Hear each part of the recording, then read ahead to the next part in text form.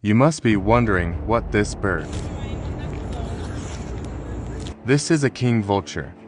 The king vulture is a large bird found in Central and South America. It is a member of the New World vulture family Cathartidae. This vulture lives predominantly in tropical lowland forests, stretching from southern Mexico to northern Argentina. It is the only surviving member of the genus Sarcoramphus. Although fossil members are known, king vultures eat carrion. They have a thick, strong beak, which is well adapted for tearing, and long, thick claws for holding the meat. They have keen eyesight and sense of smell that they use to find their food.